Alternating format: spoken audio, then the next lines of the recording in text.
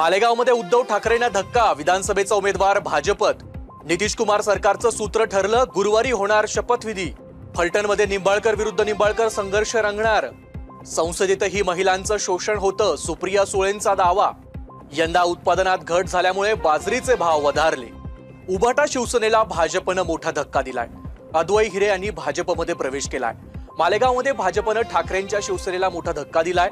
उभाटा सेनेचे उत्तर महाराष्ट्राचे संपर्क प्रमुख अद्वै हिरे यांना भाजपनं आपल्या गळाला लावलंय। अद्वै हिरे यांच्यासोबत जिल्हाध्यक्ष पवन ठाकरे आणि शेकडो कार्यकर्ते आज भाजपमध्ये प्रवेश करणार आहेत। आज मुंबईमध्ये हे पक्ष प्रवेश होतील।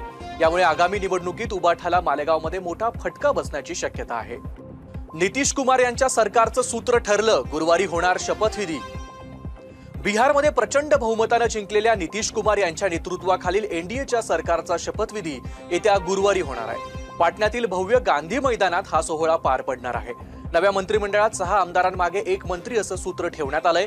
राजद विधिमंडळ पक्षाच्या नेतेपदी तेजस्वी यादव यांची निवड करण्यात आली आहे। नितीश कुमार यांच्या सरकारमध्ये सुरुवातीला भाजपचे 15 मंत्री, तर जनता दल युनायटेडचे 14, लोकजनशक्ती पार्टीचे 3 आणि राष्ट्रीय लोकसमता पार्टी आणि हम पार्टीचे प्रत्येकी 1 मंत्री असतील। या सोहळ्याला पंतप्रधान नरेंद्र मोदी, गृहमंत्री अमित शहा यांच्यासह महाराष्ट्र आणि इतर राज्यांचे मुख्यमंत्री उपस्थित राहणार आहेत। बुलडाण्यात भाजपचा शेवटच्या क्षणी बिग ब्लास्ट। बुलडाण्यात अर्ज भरण्यासाठी काही तास शिल्लक असतानाच 2 मातब्बर नेत्यांच्या होम मिनिस्टरचे अर्ज आले आहेत आणि निवडणुकांचे रंगच बदललेत। शिवसेनेकडून आमदार संजय गायकवाड यांच्या पत्नीने अर्ज दाखल करताच भाजपकडून गायकवाड यांचे परंपरागत विरोधक असलेले विजयराज शिंदे यांच्या पत्नी अर्पिता शिंदे यांनी देखील अर्ज दाखल केलाय।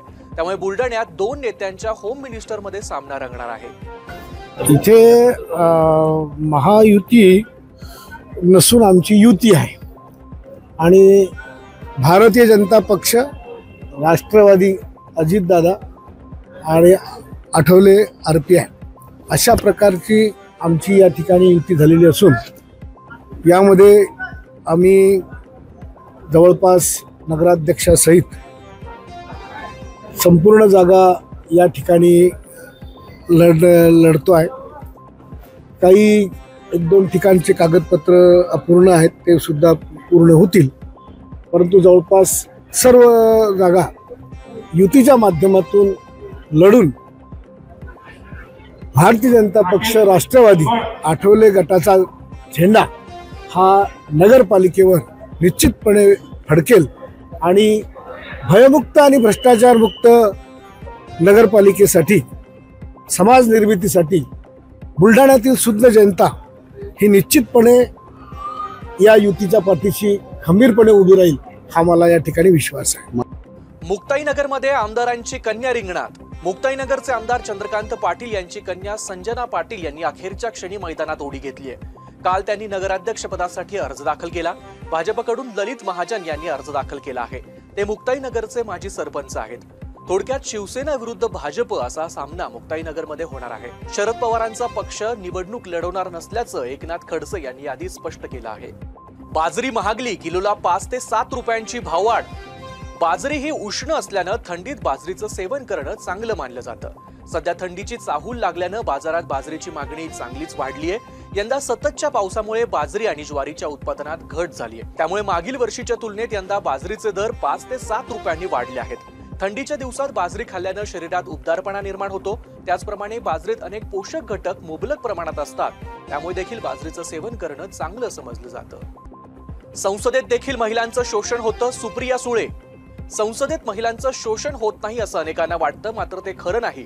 तिथंही महिलांचं शोषण होतं, केवळ त्याचं स्वरूप वेगळ्या प्रकारचं असतं असं खासदार सुप्रिया सुळे यांनी म्हटलंय। महिलांकडून पुरुषांचे केस आणि कपडे याबद्दल टिप्पणी केली जात नाही, मात्र पुरुषांकडून महिलांबद्दल अशी टिप्पणी सर्रास पद्धतीने केली जाते। पुरुषांनी कामाच्या ठिकाणी व्यावसायिक पद्धतीने वागायला पाहिजे असंही त्यांनी म्हटलंय। मुंबईत आयोजित एका कार्यक्रमात त्या बोलत होत्या। फलटणमध्ये रामराजेंचा मुलगा विरुद्ध रणजित सिंहांचा भाऊ असा संघर्ष रंगणार। फलटणमध्ये शिवसेनेकडून रामराजे नाईक निंबाळकर यांचा मुलगा अनिकेत राजे नगराध्यक्षपदाच्या निवडणुकीसाठी रिंगणात उतरलाय। दुसरीकडे भाजपचे माजी खासदार रणजित सिंह नाईक निंबाळकर यांनी ऐनवेळी त्यांच्या भावाला नगराध्यक्षपदाच्या निवडणुकीमध्ये उतरवलं आहे। त्यांचे बंधू शमशेर सिंह नाईक भाजपकडून रिंगणात उतरणार आहेत। अनेक दिवसांपासून फलटणमध्ये मोठं राजकीय नाट्य घडत होतं, त्याचा शेवट आता निंबाळकर विरुद्ध निंबाळकर या सामन्यानं होणार आहे। फलटणमध्ये शिवसेना आणि भाजप एकमेकांच्या समोर आलेत. त्यामुळे रामराजे नाईक निंबाळकर विरुद्ध रणजितसिंह नाईक निंबाळकर असा जुना संघर्ष नव्या स्वरूपात पाहायला मिळणार आहे. 500% टॅरिफ लावण्याची ट्रम्प यांची धमकी.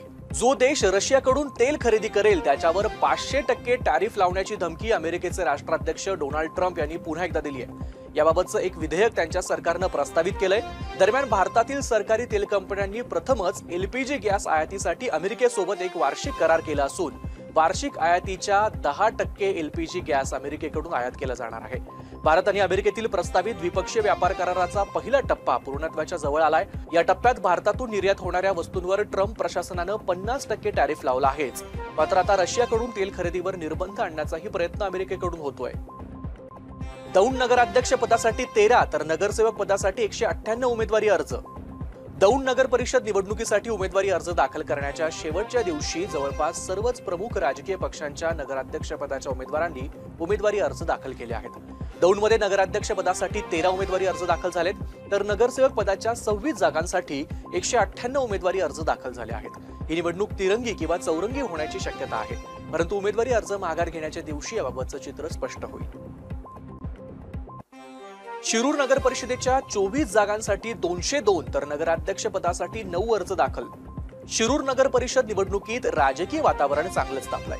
शिरूर नगर परिषदेमध्ये नगरसेवक पदाच्या 24 जागांसाठी तब्बल 202 उमेदवार मैदानात उतरले असून नगराध्यक्ष पदासाठी 9 जणांचे अर्ज दाखल झालेत. शेवटच्या दिवशीच 137 अर्ज दाखल झाल्यानं प्रत्येक प्रभागात चुरस निर्माण झाली आहे. तिकीट न मिळालेल्या अनेक इच्छुकांनी अपक्ष म्हणून उमेदवारी अर्ज दाखल करत पक्षांना अर्ज माघारीसाठी मोठं अडचणीत टाकलंय.